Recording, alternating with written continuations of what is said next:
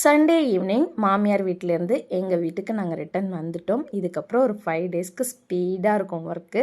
அதுக்கப்புறம் நான் வந்த முதல் வேலையே என்ன பண்ணேன் அப்படின்னா, தயிர் எப்படி இருக்குன்னு கிச்சனுக்குள்ளே ஓடி போய் பார்த்தேன். சூப்பராக உறைஞ்சி வந்திருந்தது.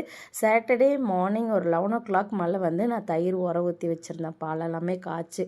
சண்டே நைட்டு ஒரு 7 வந்து தான் அதை ஃப்ரிட்ஜில் எடுத்து வச்சேன். அது வரையுமே புளிக்காது, 1 டே வரைக்கும் நல்லா தாங்கும். அந்த அளவுக்கு கரெக்டான மெஷர்மெண்ட்டில் பாலை காய்ச்சி மிதமான சூட்டில் ஊற்றி வைக்கணும். அதுக்கப்புறம் மாமியார் வீட்டிலேருந்தே வந்து ஒரு பார்சல் பிரியாணி கொண்டு வந்திருந்தோம். நைட் டின்னர் சீக்கிரமாகவே சாப்பிட்டுட்டு பசங்களும் டாய்ஸ் வச்சு கொஞ்சம் நேரம் விளையாடிட்டு இருந்தாங்க. ஸோ அவங்க கூடயே நாங்கள் கொஞ்சம் டைம் ஸ்பெண்ட் பண்ணிவிட்டு, நானுமே என் சின்ன பையனுக்கு சொல்லி கொடுக்கறதுக்கு எவ்வளோ ட்ரை பண்ணுறேன். கொஞ்ச நேரம் சொல்லுவான், அதுக்கப்புறம் என்ன பண்ணிடுவான், நம்மளை டைவர்ட் பண்ணி அவன் கூட விளையாடுறதுக்கு கூப்பிடுவான். அவனுக்கு வந்து அந்த படிக்கணும், சொல்கிறத கேட்கணும் அப்படின்ற மைண்ட் செட்லாம் இல்லை. என்ன பண்ண போகிறான்னு தெரில. நெக்ஸ்ட் டே சீக்கிரம் எழுந்திருக்கணும்னு தூங்குறதுக்கு கிளம்பிட்டோம். Thank you for watching.